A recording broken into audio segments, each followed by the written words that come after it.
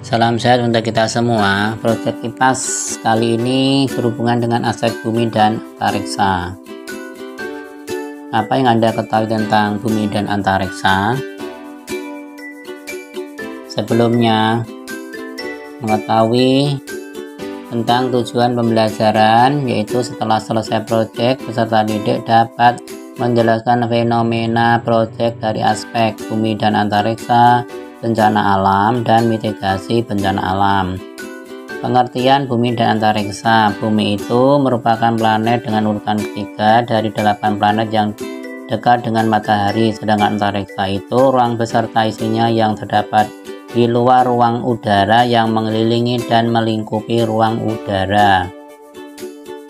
Berikutnya, apa manfaat antariksa? Manfaatnya adalah mempercepat proses persebaran informasi secara akurat, mempermudah komunikasi antar wilayah, perubahan iklim, media pertukaran data secara efektif dan cepat. Berikutnya tentang struktur bumi. Bumi tersusun dari 3 komponen yang meliputi 1. Lapisan batuan atau litosfer, kemudian lapisan perairan atau hidrosfer, yang ketiga lapisan udara atau atmosfer. Selanjutnya tentang lapisan litosfer. Lapisan kulit bumi terdiri atas kerak bumi, selimut bumi, dan inti bumi. Dapat dilihat pada gambar di samping. Kedua, lapisan perairan atau hidrosfer.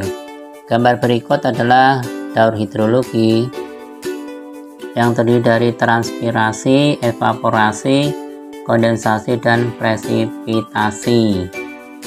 Tahapan daur hidrologi dapat dibaca.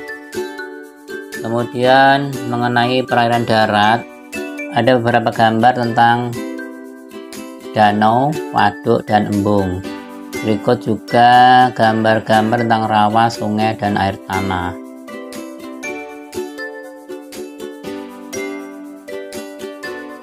Berikut gambar lautan.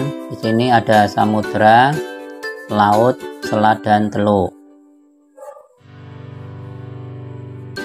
Berikutnya yaitu lapisan udara atau atmosfer.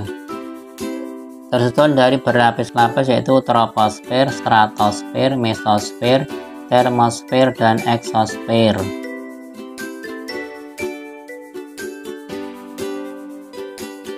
Berdasarkan karakteristik udaranya tersebut. Kemudian rotasi bumi. Gerakan bumi yang berputar terhadap porosnya menyebabkan pergantian siang dan malam, pembagian daerah waktu, gerak semu harian matahari, beloknya arah arus laut, perbedaan percepatan gravitasi. Berikutnya tentang revolusi bumi, yaitu gerakan bumi mengelilingi matahari dari orbitarnya. Hal ini mengakibatkan perbedaan lamanya waktu siang dan malam, gerak semu tahunan matahari, perubahan musim, perubahan penampakan rasi bintang, dan tahun kabsat. Berikutnya tentang perubahan musim di bumi, itu ada 4 musim, yaitu musim semi, musim dingin, musim gugur, dan musim panas. Hal tersebut dapat dilihat pada gambar.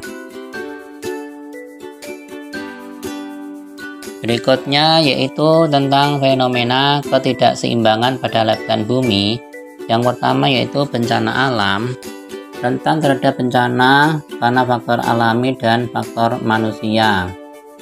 Jelas faktor alaminya, Indonesia terletak di garis khatulistiwa dengan panas matahari yang tinggi, sembaran petir, dan lain-lain. Kemudian tentang kebakaran, terjadi secara alami, kekeringan maupun akibat ulah manusia. Sedangkan banjir akibat curah iklim yang ekstrim. Sedangkan tanah longsor, faktor alami seperti tanah tidak stabil, curah hujan tinggi, gempa bumi, dan faktor manusia. Kemudian gempa bumi, karena faktor geologi Indonesia itu terletak di antara 3 lempeng dan banyak gunung berapi. Sedangkan tsunami itu faktor geologi Indonesia berada di antara 2 samudra dan 2 sirkum berapi terhadap gunung berapi, banyak patahan di wilayah lautan. Kemudian infografik hipocentrum dan epicentrum pada pusat gempa dapat dilihat pada gambar samping.